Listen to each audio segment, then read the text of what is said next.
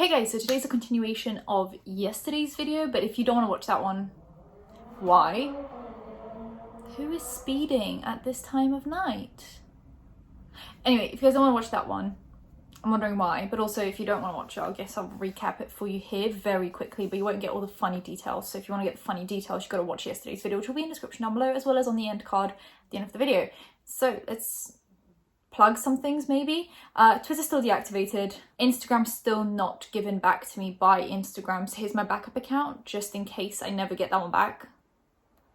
Because it almost feels like that's going to be the case. My TikTok, Phoebe's Instagram, if you want some cuteness. If you remember being subscribed, scroll down, make sure you still are subscribed and turn on your post notifications to all rather than personalized so you actually know when I post. And if this is your first time watching my video, consider subscribing because it's a fun time. We talk about petty drama.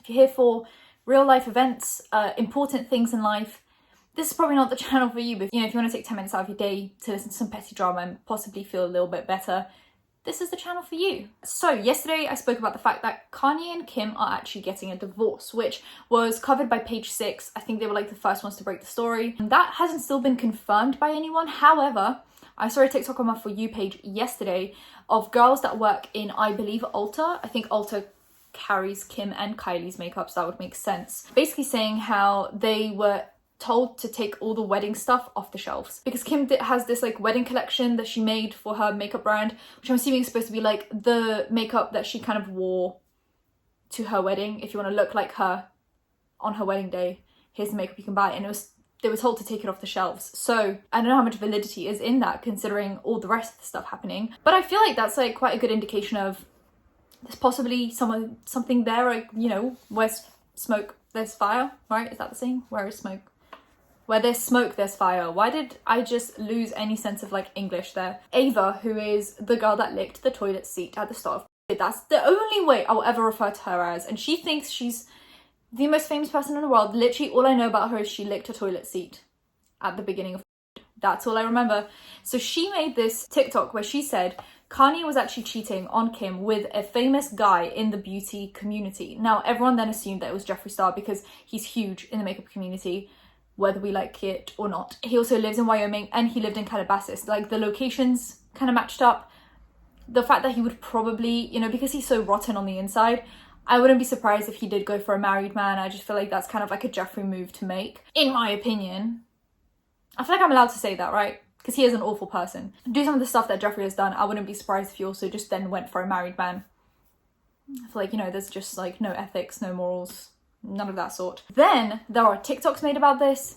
Then Jeffree comes in and starts making fun of this situation in tweets. So he does this like, oh, ready for Sunday service tweet. Multiple just like jokes about this. He's liking people making jokes about this, which someone made a very good point in the comment section today. I try not to read my comments. I know that it's like the one way I can like connect with you guys, but also mental health not thriving when I read comments. Really not, because people nitpick every single little thing that they can nitpick. I try not to read comments, but I did read a comment that was like, Jeffree is either taking part in ruining someone's marriage or he is making fun of the idea of him ruining someone's marriage. Like, either way, he's not a good person for this. Like, either way, whether he's actually done this or he's just making fun of it, the fact that he's making fun of this thing while people are going through like a very significant moment in their life, not in a good way, speaks volumes on who he is as a person. Anyway, so he's joking about this, but then I post my video, and guess what happens about like 2.5 seconds after I post my video? Yeah, Jeffree Star makes a response. Thanks, Jeffree, as if you couldn't have done this sooner, so I could have put it into my video yesterday, or waited a few more hours for my video to, you know, simmer and marinate. No, he was like, oh, you posted a video? That's cute. Slap video. Bonked me with his video. He was like, get out. So here's the video. He says, well, he teased it on Instagram, which I only found out after I posted my video because a friend was like, oh my God, did you see that Jeffree Star was going to post a video? And I was like, you're telling me this now? We're talking about this now. Okay, cool. Called Addressing the Kanye Situation. Out of 23 minutes, there's only about 3 minutes of actually addressing the Kanye situation. I'm going to put some of those clips in here while I talk about it. He basically says, no, I didn't do it. I'm not into Kanye West. He basically says like his mom called him and was like, aren't you into tall men? And obviously Kanye is not the tallest of men. So he was like, haha, funny. Which I guess is like a confirmation that he like didn't do it. Today It's the first video of 2021, and I was about to show you a lot of adventures of what's been going on in my life, but we have to address something because I woke up today and I was like, I guess allegedly Jeffree Star has been sleeping with Kanye West, and that's why they're getting a divorce. Goodbye. So, Chris here just flew in to the beautiful state of Wyoming, and some interesting things happened this morning. Let's roll. Chris, do you even know what's going on this morning? No, I just got told to come over. I woke up and my phone was blowing up, and I'm like, oh my god, what in the scandal is going on today? I honestly have no idea, right? I'm keeping it to myself. I'm living in this beautiful state. I'm loving life, and I'm just ready for 2021 and all the new shit that I'm about to drop. Hi! And I get a million texts today, phone calls, news outlets. Can I read you this? Mm-hmm. Let's go inside. It is 10 degrees. So I'm scrolling on the internet, and I read the dumbest shit I think I've ever read my entire life. This is what's happening today. Why is Jeffree Lynn #3 trending? I woke up out of bed, Chris, and I'm like, huh? And the headline reads, Kanye West might be sleeping with Jeffree Star. I can't. And then I'm like, how did we even get to this moment? Like, how would that even be made up? Because we both live in the same state, right? Whatever. So I guess some girl made up a whole lie on TikTok, and it went viral, where she insinuates Kanye and Kim are getting divorced because a big male beauty influencer is sleeping with him. Oh, she wanted views. So I just woke up just trying to live my life, and I'm like, huh, this is so weird. I have people like texting me, all these news people, like, what do you have to say to about this? And I'm like, about what? What? I'm single, I'm not sleeping with anyone. Like, this is so weird. So, Jeffree Star after leaving Kim's house. Look at this shit, y'all. This is so stupid. What? Since when did you learn all those moves? I mean, that was me escaping from Louis Vuitton, but that wasn't. This is so weird. So, it's 2021, it's January 6th, and allegedly, I'm sleeping with Kanye. Let me just say this one time for any news outlet. I like very tall men. Me and Kanye have never hung out, and this whole thing is really funny. So I guess if this is a start to my new year, Happy New Year. But then the plot thickens. I was on TikTok, like I always am. It consumes my whole day. And I saw multiple TikToks by a guy called Carrigan. You guys, if you're well versed in the beauty community or the toxic side of the internet, you would know who Carrigan is because he's been involved in some drama, and he always does things for clout. He uses people's names, and he spreads stories that he has no actual proof for just because, I guess. I mean, whether they're true or not, a lot of the time he just says stuff for the sake of saying stuff. So he then posts 4 TikToks insinuating that he is the big beauty guru. Let's dissect that for a minute. Big beauty guru. I haven't heard the name Carrigan in relation to makeup ever. I know he is a guy in beauty. I know he does makeup, but the last thing people know him as is Carrigan, the big beauty guru. Also, like, big, I'd say whether you like it or not, Jeffree Star, James Charles, even Manny MUA, even though obviously after Dramageddon, like, things kind of dropped off, but he's still on like 4 million plus subs. Gabriel Zamora, Patrick Star, like actual big established names in the beauty industry when it comes to men in beauty. Carrigan. His only claim to fame in my eyes is being friends with the girl that licked the toilet seat at the beginning of. I'm like, oh, Ava, the girl that licked the toilet seat, and Carrigan, her friend. Anyway, he was like, oh yeah, this is about me. Now that Kim's finally doing this, I feel like I can spill the tea that I've been holding on to for months. This whole divorce comes as no surprise. Kanye's been hooking up with a very famous beauty guru. Male beauty guru. A lot of people in the scene have known for a while.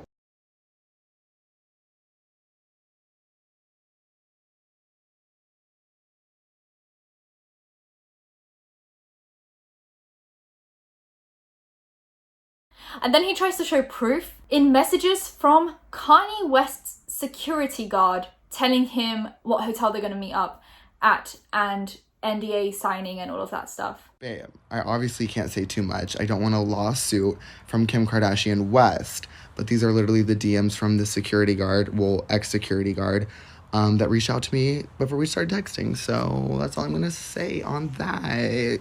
All right, since everyone thinks I'm fucking capping and I don't want to die in the hands of Kris Jenner, here's more receipts that I can legally say.